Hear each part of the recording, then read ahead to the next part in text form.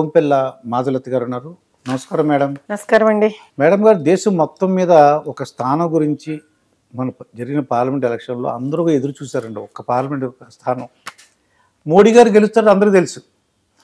అది ఏంటంటే హైదరాబాద్ స్థానం మాధులత గారు గెలవాలని అందరూ కోరుకున్నారండి. ఆ రిజల్ట్ చూసిన తర్వాత మీకు ఏమనిపించింది మేడం? చాలా నగ్న సత్యాలు బయటకు వచ్చాయి అనిపించింది.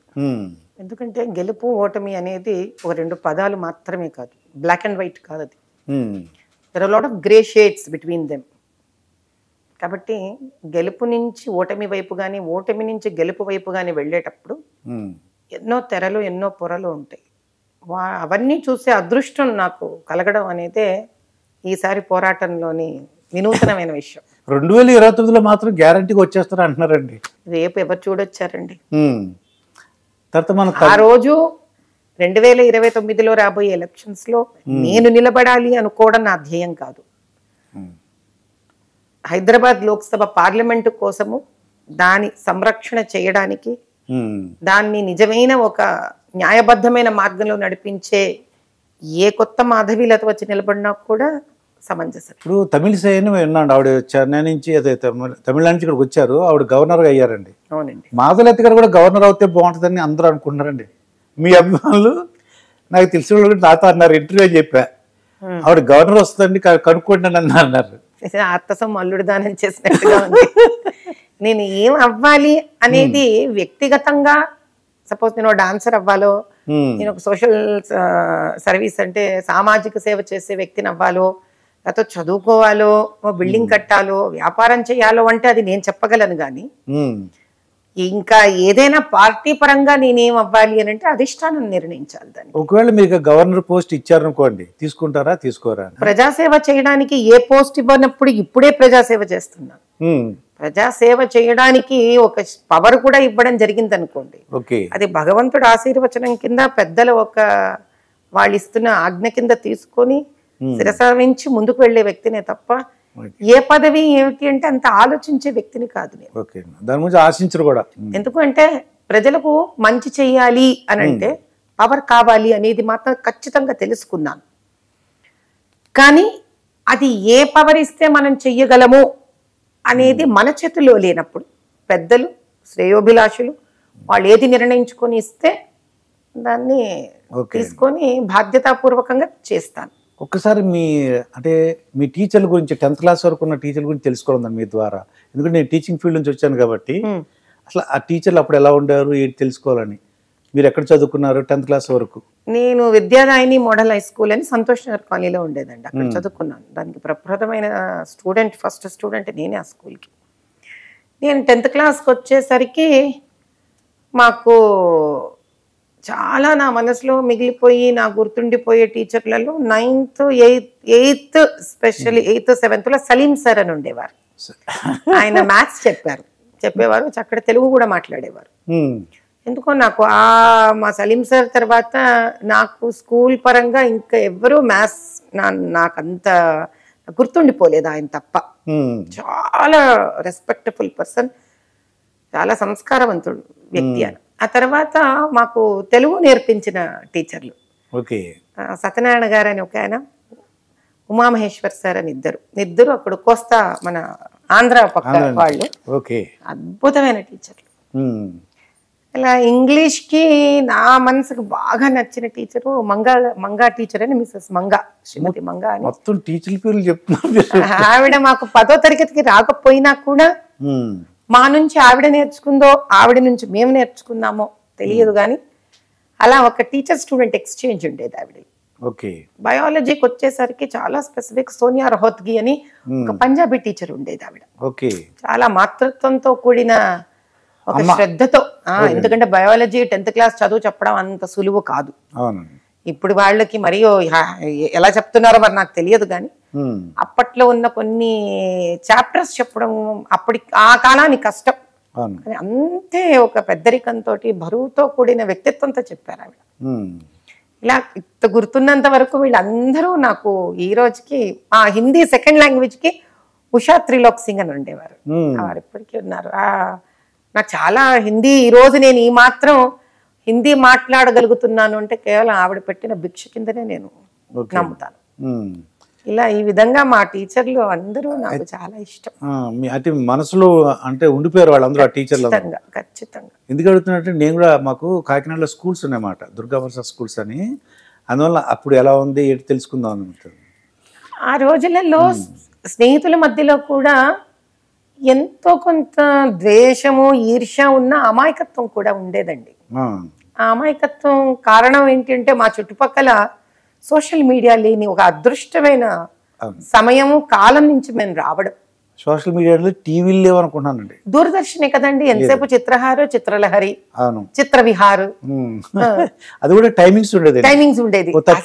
పెద్ద పండగ అసలు అది వస్తోందంటే దాని ముందు ఒక గంట నుంచి ఒక వెయిటింగ్ అడ్వర్టైజ్మెంట్లు విసుకొచ్చేసేవి. అబ్బాయి అని పాటలు అన్ని పరభాష పాటలు కూడా అన్ని వినేదాన్ని. చిత్రవిహార్ అయితే మీకు అన్ని భాషల్లోనూ వస్తుంది. చిత్రలహరి అయితే మన తెలుగు. అసలు చిత్రహార్ అంటే మీకు హిందీ పాటలు. అసలు బీజేపీ 400 సీట్లు ఎక్స్పెక్ట్ చేశారు మేడం, కానీ వాళ్ళు ఇంకొక అంటే మ్యాజిక్ ఫిగర్ రాలేదు. అంటే ఇంకా 40 సీట్లు ఎన్నో తగ్గినాయి, 242 వచ్చినాయి. నిజంగా ఎందువల్ల అంటారు ఆ పరిస్థితి అంటారు? అంటే ఇందులో 2 విషయాలు ఉన్నాయండి. నేను ఎందుకు అడుగుతున్నానంటే మీరు మన ఎలక్షన్స్ అయిపోయిన తర్వాత మిగతా దగ్గర మీరు తిరిగారు. నేను అక్కడ ఫోన్ చేసా ఓ రోజు, నేను భోపాల్లో ఉన్నానమ్మా, నేను తర్వాత ఇస్తాను ఇంటర్వ్యూ అని అన్నారు. అంటే భోపాల్ వెళ్ళడానికి కారణం ఉజ్జయిని మహాకాళుడి దర్శనం కోసం అనుకోండి. కానీ మీరు అన్న విషయం కరెక్ట్. అక్కడ కూర్చున్నప్పుడు అక్కడ వాళ్ళతో కూడా మాట్లాడడం జరుగుతుంది కాబట్టి వాళ్ళు చాలా పోరాడారు అక్కడ కూడా. అయితే 400 రాకపోవడానికి నాకు అర్థమైనంత వరకు మొదటి విషయం ఏమిటి అంటే బీజేపీ పార్టీకి చాలా మటుకు ఉత్తరం వైపు అంతా కూడాను సూటిగా యుద్ధం చేయడమే తెలుసు.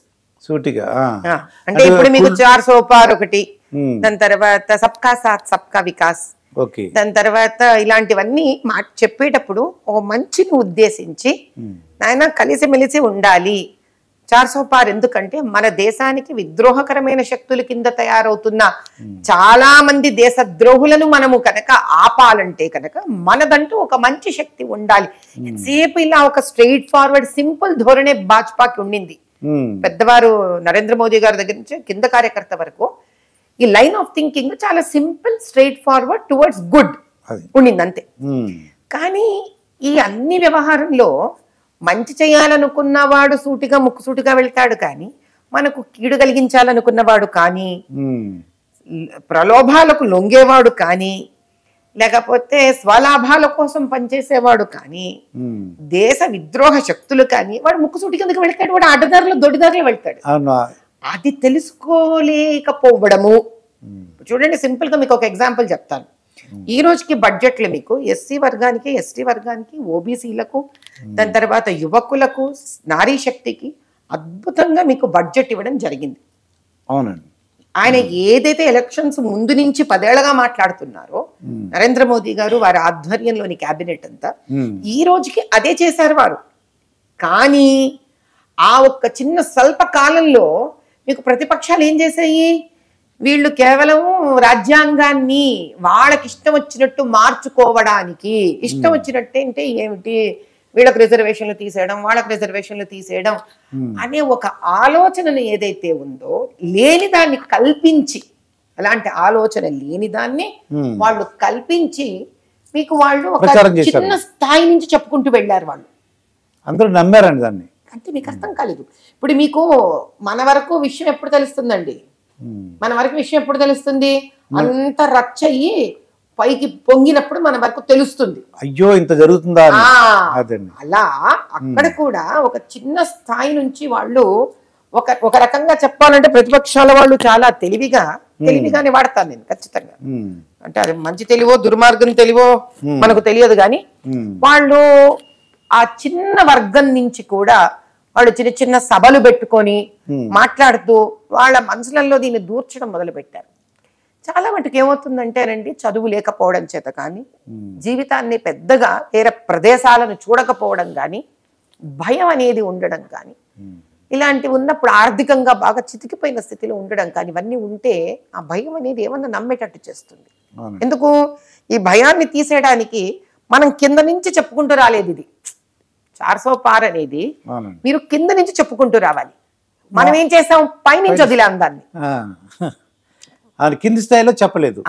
అసలు 400 పార్ ఎందుకు, దేనికి, దాని వల్ల దేశం ఏ విధంగా పురోగమిస్తుంది, దేశం ఏ విధంగా అభ్యుదయ స్థాయికి వెళుతుంది, దీని ఉద్దేశం ఏమిటి, ఏ సమస్యలను 400 పార్ రావడం వల్ల మనం తీసి పక్కన పెట్టగలము, ఇది కనుక బేసిక్ కార్యకర్త లెవెల్లో కనుక మనం నేర్పించి ఉండి ఆ కార్యకర్తను నీవు వెళ్ళి ఒక సమూహంగా మనుషులను పెట్టుకొని, ఇప్పుడు రాహుల్ గాంధీ ఏం చేశారు, అస్సలు లేని విషయం, జరగని విషయం ఏమిటి, అమెరికాలో నల్లవాళ్లకు మీరెందుకు ఎగ్జామ్ ఫెయిల్ అవుతున్నారంటే మీరు క్వశ్చన్ పేపర్ తయారు చేయట్లేదు కాబట్టి ఎగ్జామ్ ఫెయిల్ అవుతున్నారని ఎవడో అన్నాడని, అసలు లేని కథ పుట్టించి అసలు మహానుభావులు దండం పెట్టేసేయాలి.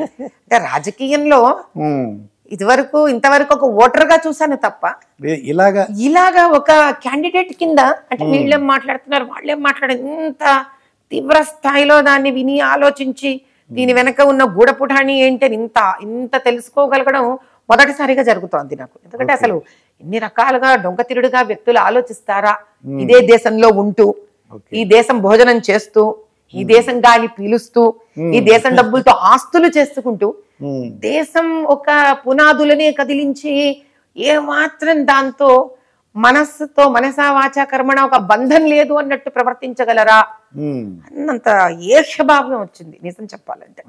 చాలా అతను ఏం చేశాడంటే ఎడ్యుకేషన్స్, సివిల్ సర్వీసెస్ ఏమిటో సంబంధం పాడు లేకుండా అసలు కమిటీలలో ఎవరున్నారు, ఏ కులాల వాళ్ళు ఉన్నారు, అది కూడా సంబంధం చూడకుండా లేకుండా అందరి ఐఐటి పేపర్ కానివ్వండి, మీకు యూపీఎస్సీ పేపర్ కానివ్వండి, అన్ని వర్గాల నుంచి కూడా ఉత్తీర్ణత చెందిన ఒక మేధావులు మాత్రమే కూర్చొని చేస్తారు.